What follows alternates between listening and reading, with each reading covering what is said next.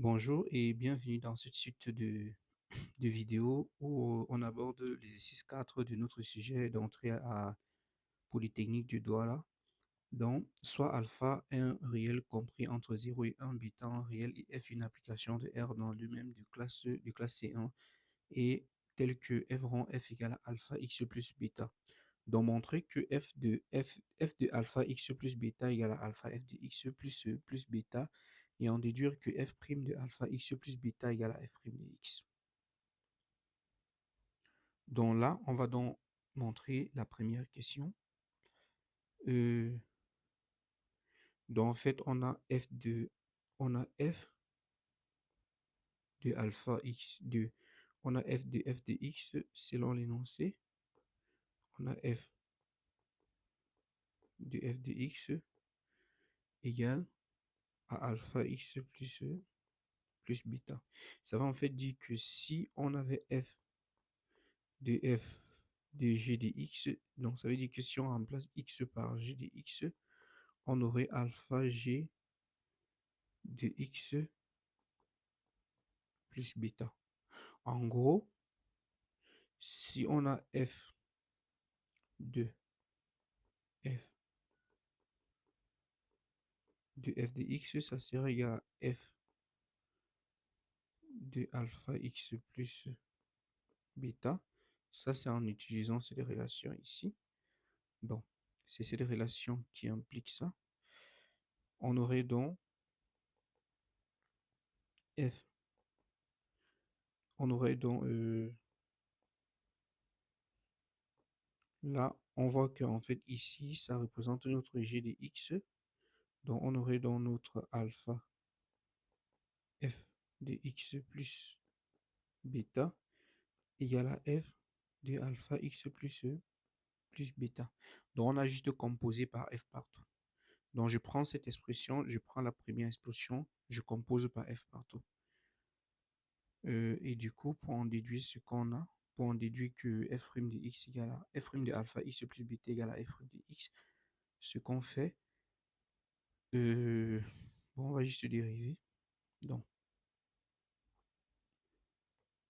f de alpha x plus bêta égale à alpha f de x plus bêta. Ça va en fait dire qu'il suffit de dériver membre à membre.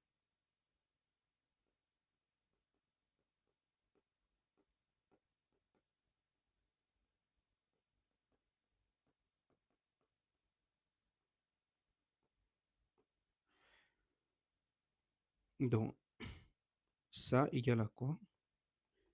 Égale à alpha x plus bêta prime fois f prime de alpha x plus bêta.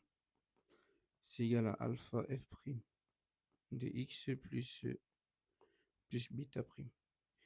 Et là, c'est dérivé dans alpha f prime de alpha x plus bêta égale à alpha f prime de x plus 0. Maintenant, vu que alpha est différent de 0, on peut donc diviser partout par alpha.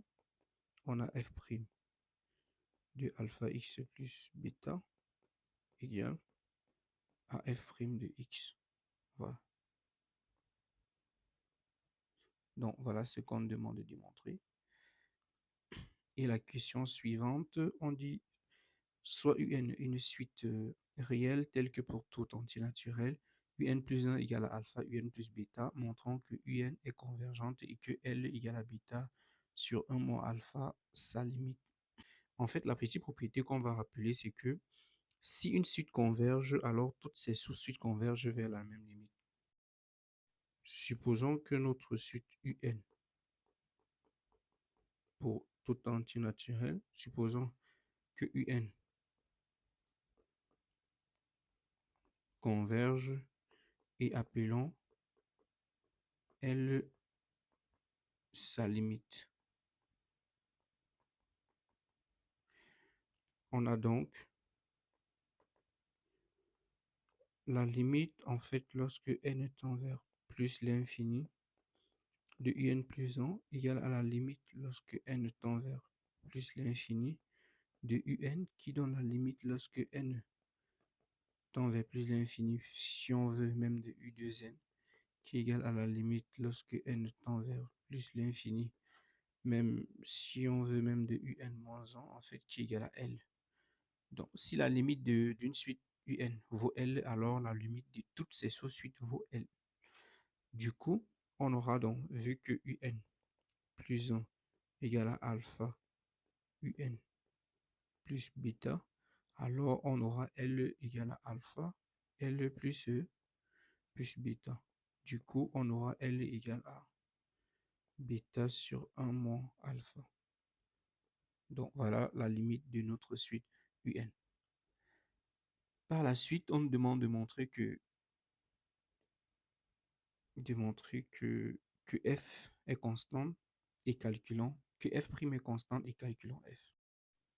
Pour montrer que f' est constante, il faut soit montrer que f second de x égale à 0, ça c'est une option, soit montrer que pour tout a et b appartenant dans R tel que a toujours différent de b, on a f'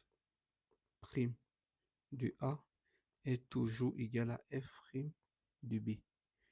Voilà. En fait, si on a une fonction, on calcule f de 1, on trouve que c'est égal à f de 2, que c'est égal à f de 3, c'est égal à f de 1000. Ça veut en fait dire que cette fonction est constante parce que l'image de tous les x par cette fonction donne le, le même élément. Donc, du coup, on a f'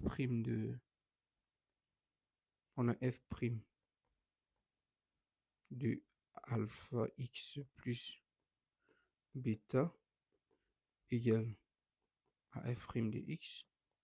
Ça veut dire que f' de alpha u de n plus bêta égale à f' de u de n.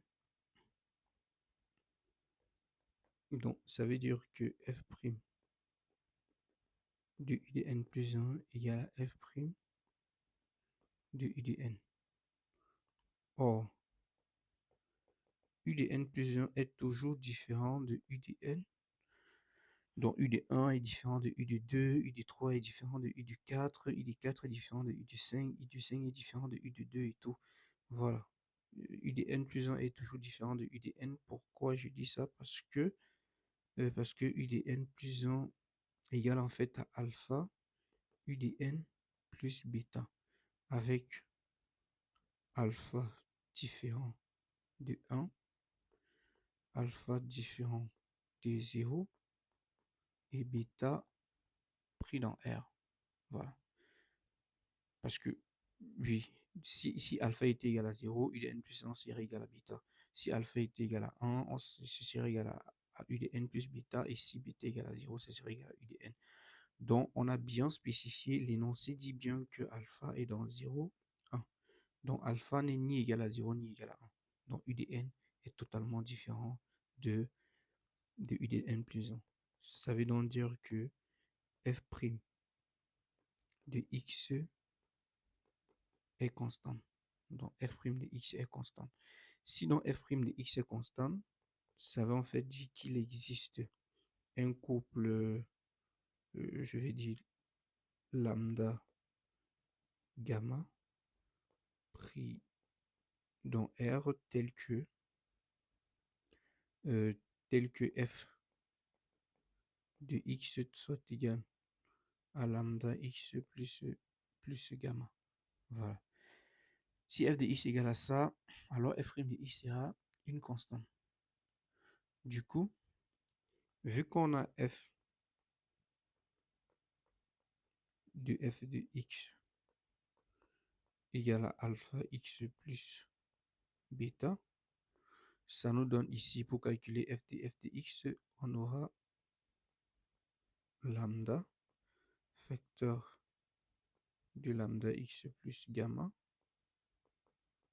plus gamma. Donc du coup, ça nous donne lambda carré de x plus lambda.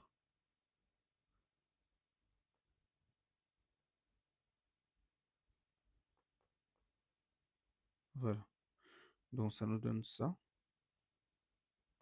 Ou du moins on peut mettre du gamma en facteur pour que ce soit plus intéressant.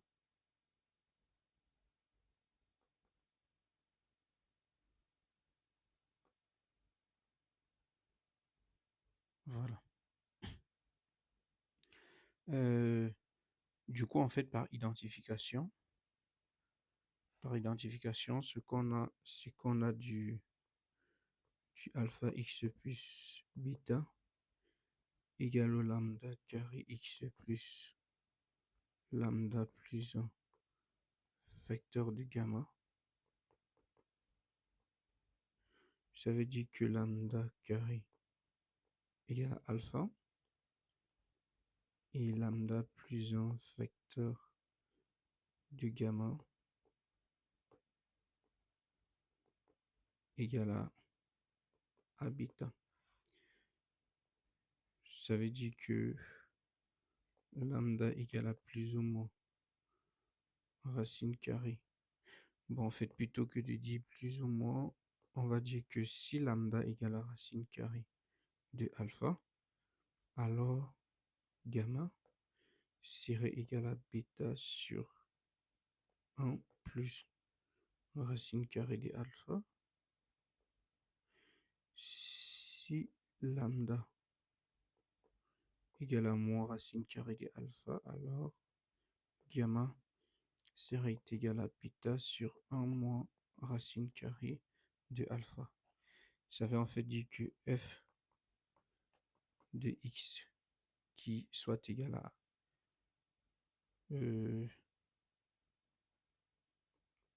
x racine carrée de alpha plus bêta sur 1 moins plus racine carrée de ça, ou f de x égale à moins x racine carrée de alpha plus bêta sur 1 moins racine carrée de alpha. Voilà. Donc voilà les deux expressions possibles de f de x qu'on demande d'en déduire f de x. Et par la suite, qu'est-ce qu'on demande comme question? Que faire si alpha est supérieur à 1? Si alpha est supérieur à 1,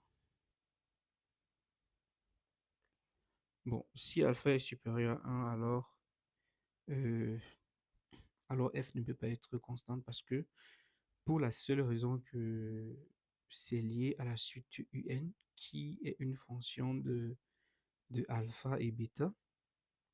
Parce qu'on va rappeler que, bon, on va rappeler ici qu'en fait, si on a une suite un plus 1, et si on a une suite telle que un plus 1, une suite un telle que un plus 1 égale à un plus b avec a différent de 1, alors un n'est ni arithmétique ni géométrique.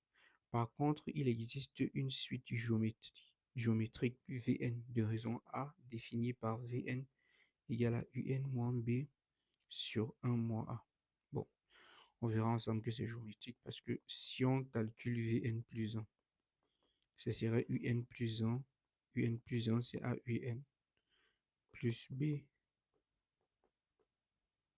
moins b sur 1 moins a. Si on développe ça, on aura a un moins. Voilà. Et puis si on met a en facteur, ça sera ça. Ça sera donc a Vn. Vous voyez qu'en fait, et de ça découle que Vn égale à a puissance n V0. Et la suite Vn, toute suite géométrique, généralement converge lorsque sa raison Q est compris entre 0 et 1. Voilà. Donc du coup, si sa raison ci n'est plus compris entre 0 et 1, la suite géométrique si en fait converge parce que sa raison n'est plus est compris entre 0 et 1, sa raison A est compris entre 0 et 1. Mais si sa raison n'est plus compris entre 0 et 1, alors la suite géométrique là ne converge plus. Et alors, V, UN non plus. UN non plus ne peut converger et par conséquent, la fonction f ne peut pas être constante. Bon, pour la partie B, on a la fonction Gn de x donnée par x carré, ln de x à la puissance n, et puis on a un t pris dans l'intervalle 0, 1, avec x en réel. Donc du coup, on pose Jn. Jn, c'est l'intégrale de t à 1 de Gn de t dt et In. On demande donc de prouver que Jn existe. Donc pour prouver que Jn existe, donc on a notre Jn égale à l'intégrale de t à 1 de Gn de x qui est égal à l'intégrale de t à 1 de x carré ln de x de tout à la puissance n de x. En fait, la fonction qui a x en associe, x carré, est continue sur R et donc continue sur un intervalle de R sur T1. Également, la fonction qui a x en associe, bon, la fonction qui a x en associe ln de x est aussi continue. Donc, elle est continue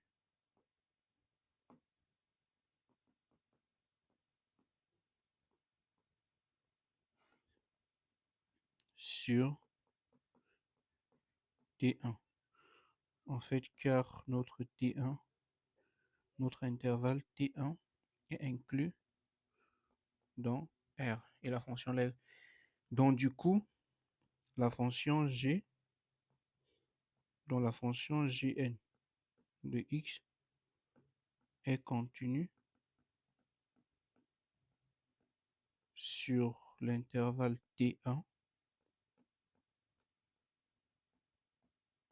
comme produit de fonction, donc comme produit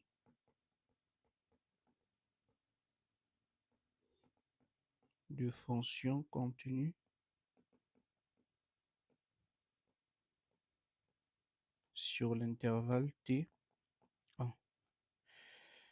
Et donc,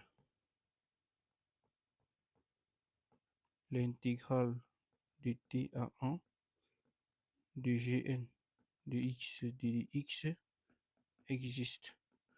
Donc, en fait, pour montrer que l'intégrale de l'intervalle a à b de f de x dx existe, il suffit en fait de montrer que f de x est continu dans l'intervalle AB.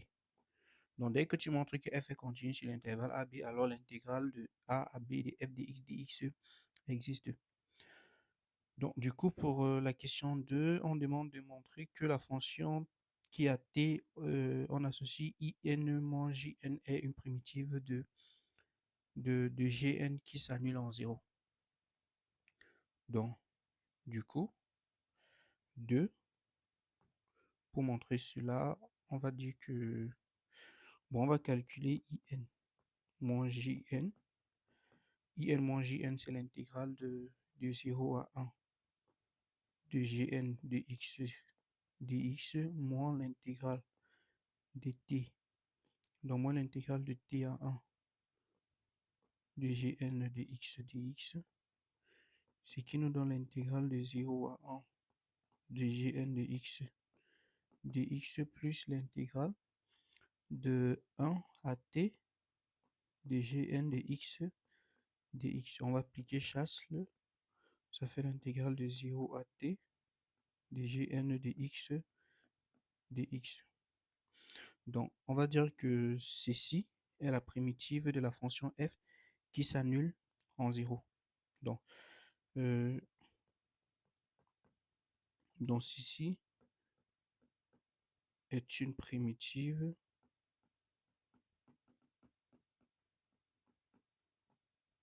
de Gn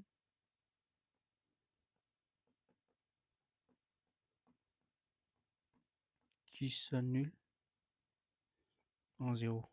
Dans le chasse, le qu'on a appliqué là, c'est qu'en fait, intégrale de a à b de f de x dx plus intégrale de b à c de f de x dx, d'après la relation de chasse, ça nous donne l'intégrale de a à c de f de x dx. Et aussi, on sait que l'intégrale de 0 à x de f de t dt est la primitive de f qui s'annule en 0. C'est la primitive de f qui s'annule en 0. Parce qu'en fait, si on veut calculer si on veut dériver cette intégrale, on va dire que c'est égal à x' fois f de x moins 0' fois f de 0, qui donne f de x. Donc ça, c'est la primitive de f qui s'annule en 0. Donc du coup, pour la troisième question, on demande de calculer la limite lorsque n tend vers plus l'infini de Jn de t. Bon, Jn, c'est l'intégrale de t à 1 de x carré ln de x puissance n dx. Ça veut dire qu'en fait, x appartient à l'intervalle t1. Bon, or, t à son tour est dans l'intervalle 0, 1. Du coup, ça veut dire qu'on peut prendre un certain x dans l'intervalle 0, 1. Voilà. On peut prendre x là-bas, ça ne dérange pas. Bon, si x est dans l'intervalle 0, 1, la valeur absolue de ln de x est toujours plus petit que x, oui. Et la valeur absolue de ln de x puissance n est toujours plus petit que x puissance n. Parce qu'en fait, si tu prends un x dans 0, 1, son ln est négatif. Et comme le x est positif, son ln est inférieur à x et la valeur absolue de son ln. Voilà. Du coup, x carré, valeur absolue de ln de x puissance n est inférieur ou égal à x puissance n plus 2.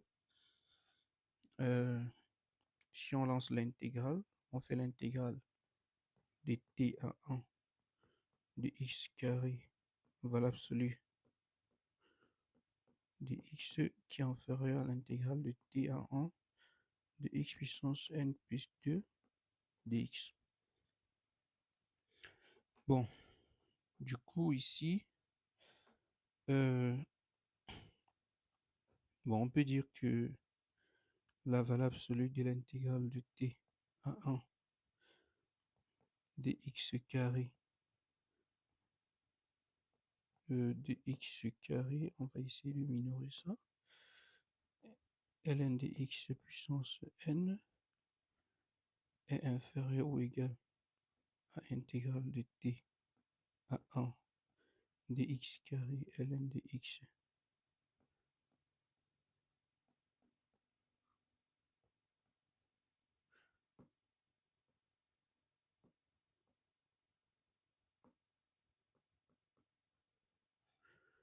Lui, il est donc inférieur à 100. Voilà. Donc ça veut dire que la valeur absolue de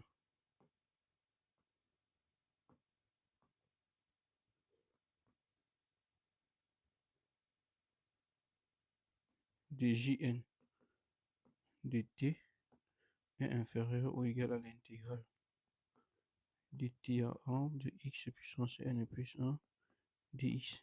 Et cette intégrale, c'est 1 sur n plus, ça c'est n plus 2, ça c'est n sur n plus 3, x puissance n plus 3 de t à 1. Dans ça, ça nous donne 1 sur n plus 3 moins t puissance n plus 3 sur n plus 3. Et tout ceci tend si n tend vers plus l'infini, tout ceci tendra vers 0. Voilà. Parce qu'en fait, 1 sur n plus 3 tend vers 0 lorsque n tend vers plus l'infini. Et t puissance n plus 3 sur n plus 3 tend également vers 0 lorsque n tend vers plus l'infini. Oui, parce que t est dans l'intervalle 0,1. Voilà. Donc du coup, on a dans la limite, lorsque n tend vers plus l'infini des valeurs absolues de Jn qui est inférieur à 0, ça veut tout simplement dire que, bon, on a la limite d'une valeur absolue qui est inférieure à 0 alors qu'une valeur absolue est toujours positive. Et ça veut dire qu'en fait, la limite de la valeur absolue, comme c'est inférieur ou égal à 0, de j de n est égal à 0. Donc, j de n converge vers 0. Donc, merci pour cette vidéo. Bonne lecture et à plus.